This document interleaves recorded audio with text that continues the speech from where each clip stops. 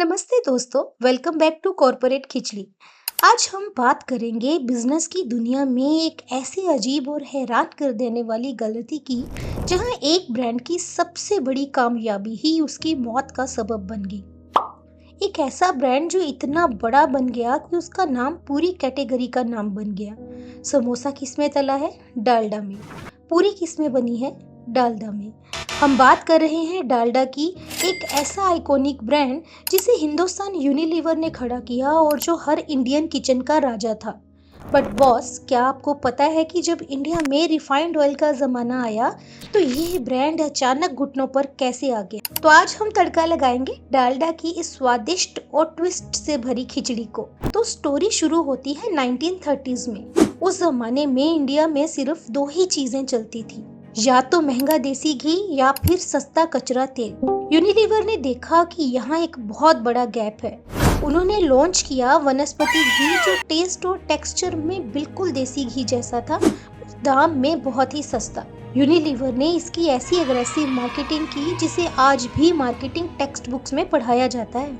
उन्होंने रास्ते पर चलती गाड़ियों पर बड़े बड़े येलो टिन लगाए, फ्री में लोगों को पकोड़े तलकर खिलाए और दिमाग में एक बात बिठा दी कि अगर शादी ब्याह में इज्जत चाहिए तो खाना डालडा में ही बनना चाहिए। धंधा इतना सॉलिड चला कि दुकान पर लोग वनस्पति घी नहीं मांगते थे, लोग बोलते थे, भैया 1 किलो डालडा देना। डालडा ब्रांड नहीं, पूरी कैटेगरी का नया नाम बन चुका था। हर इंडियन गली, हर शादी, हर हलवाई की दुकान पर सिर्फ एक ही नाम गूंज रहा था, डालडा। तो आती है बारी इस कहानी की सबसे बड़ी कॉर्पोरेट आयरनी की। 1980s और 90s में इंडिया बदल रहा था। ग्लोबल रिसर्च आने लगी और लोगों को समझ आया कि वनस्पति घी में ट्रांस फैट्स होते हैं जो कि दिल की बीमारियों के लिए बहुत खतरनाक है। डॉक्टर्स ने बोलना शुरू किया कि वनस्पति छोड़ो, रिफाइंड वेजिटेबल ऑयल जैसे कि सनफ्लावर या सोयाबीन ऑयल अपनाओ। दुनिया बदल गई, मार्केट बदल गया। कस्टमर्स अब रिफाइंड ऑयल की तरफ भाग रहे थे। डालडा के मैनेजमेंट ने सोचा, अरे हमारे पास इतना बड़ा नाम है, हम भी अपना रिफाइंड ऑयल लॉन्च कर देते हैं। और यहाँ हुई सबसे बड़ी गड़बड़। जब डालडा ने अपना रिफाइंड सोयाबीन और सनफ्लावर ऑयल मार्केट में उतारा तो कस्टमर ने उसे रिजेक्ट कर दिया। पता है क्यों? क्योंकि लोगों के दिमाग में डालडा की छवि एक गाढ़े घी के रूप में थी। जब कोई दुकान पर रिफाइंड ऑयल खरीदने जाता तो वो सोचता, ये डालडा तो वही मोटा करने वाला सरकारी घी है, ये रिफाइंड ऑयल कैसे हो सकता है?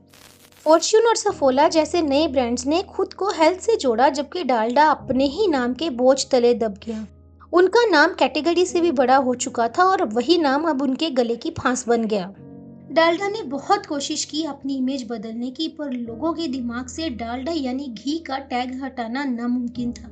सेल्स लगातार गिरती गई और आखिरकार साल 2003 में हिंदुस्तान यूनिलीवर ने थक हार कर इस आइकॉनिक ब्रांड को एक अमेरिकन कंपनी के पास बेच दिया। जिस ब्रांड ने पूरे इंडिया के किचन्स पर राज किया था, वो सिर्फ इस वजह से पीछे छूट गया क्योंकि वो अपनी पुरानी आइडेंटिटी से आगे नहीं बढ़ पाया।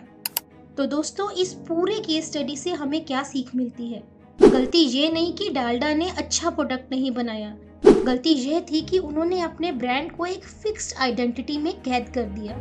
बिजनेस में जब कैटेगरी शिफ्ट होती है तो आपको अपना चोला बदलना पड़ता है, और अगर आपका नाम ही आपकी प्रगति का दुश्मन बन जाए तो समझ लीजिए स्ट्रेटेजी में कहीं बहुत बड़ा लोचा है। क्या आपको भी बचपन की वो डालडा की पूड़ियाँ याद है? अभी आपके घर में कौन सा ऑयल यूज होता है, मुझे कमेंट सेक्शन में जरूर बताइए। कॉर्पोरेट लाइफ और मार्केटिंग के ऐसे ही माइंड बेंडिंग देसी किस्से सुनने के लिए सब्सक्राइब कीजिए कॉर्पोरेट खिचड़ी को। अगले वीडियो में मिलेंगे एक और धमाकेदार कहानी के साथ। तब तक के लिए टेक केयर और खिचड़ी पकाते रहिए।